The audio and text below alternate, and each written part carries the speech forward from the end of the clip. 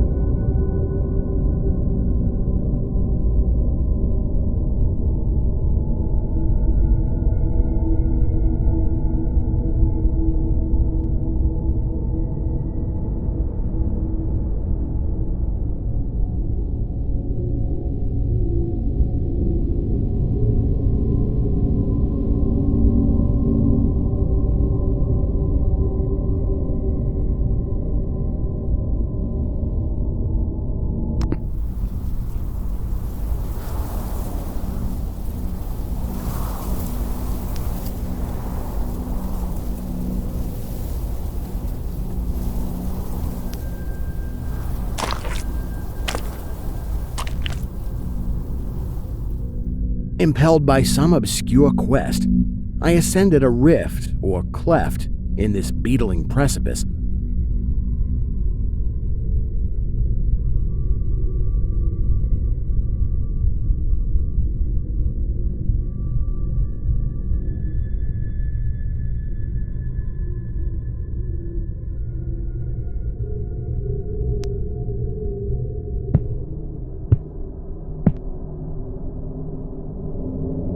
Noting as I did so the black mouths of many fearsome burrows extending from both walls into the depths of the stony plateau.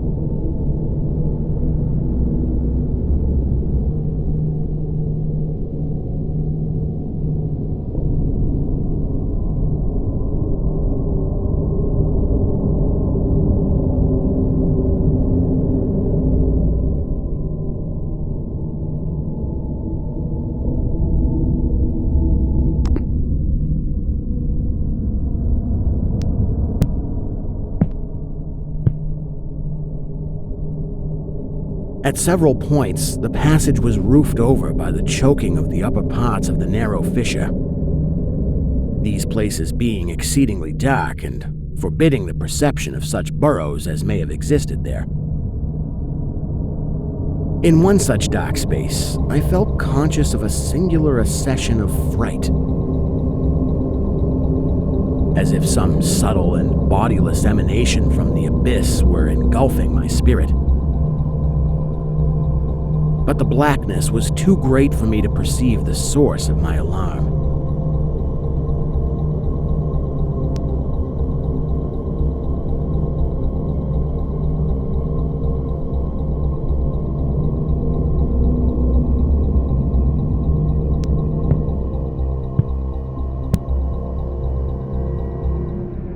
At length, I emerged upon a tableland of moss-grown rock and scanty soil, lit up by a faint moonlight which had replaced the expiring orb of day. Casting my eyes about, I beheld no living object, but was sensible of a very peculiar stirring far below me amongst the whispering rushes of the pestilential swamp I had lately quitted.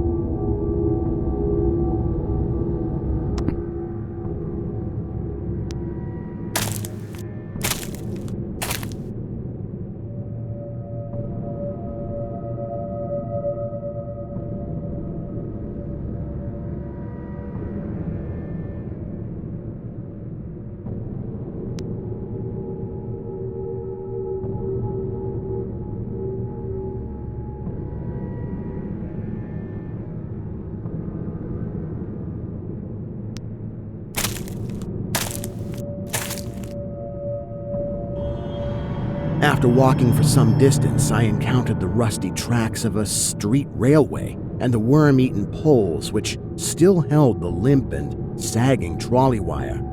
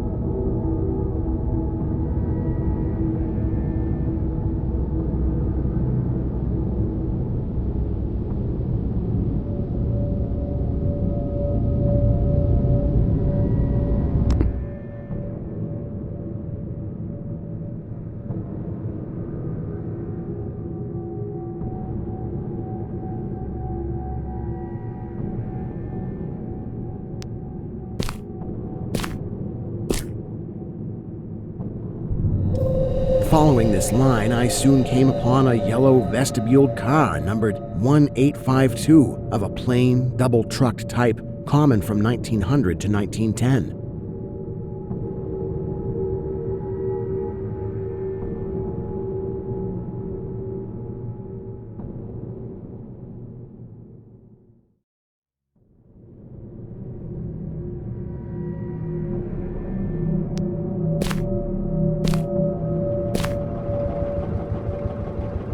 It was untenanted, but evidently ready to start.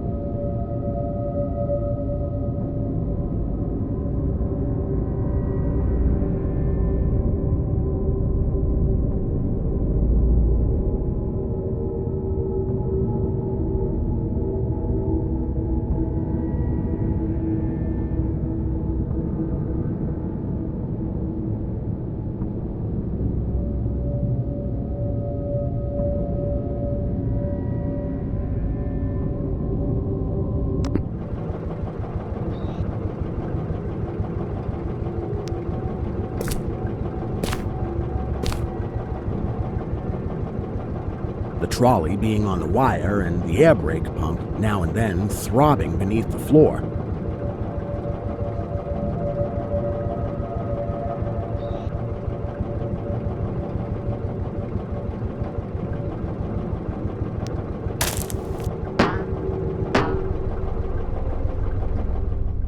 I boarded it and looked vainly about for the light switch.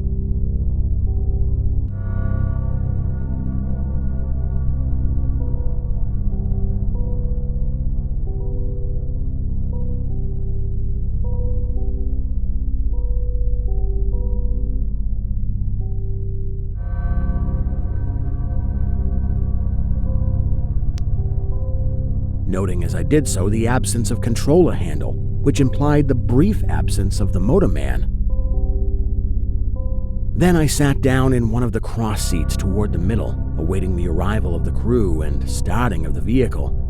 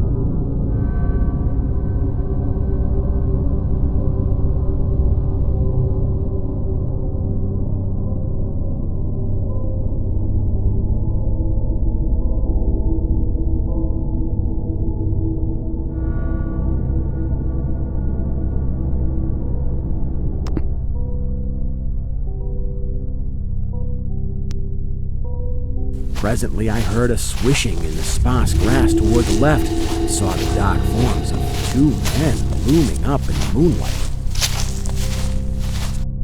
They had the regulation caps of a railway company, and I could not doubt but that they were the conductor and motorman. Then one of them sniffed with singular sharpness and raised his face to howl at the moon. The other dropped on all fours to run toward the car. I leapt up and at once raced madly out of that car.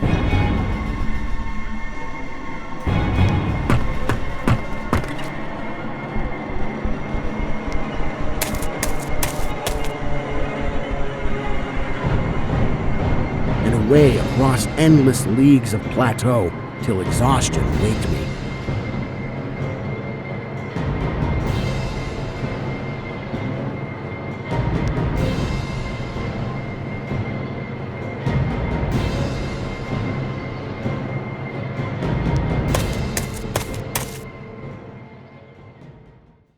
doing this not because the conductor had dropped on all fours, but because the face of the motorman was a mere white cone, tapering to one blood-red tentacle.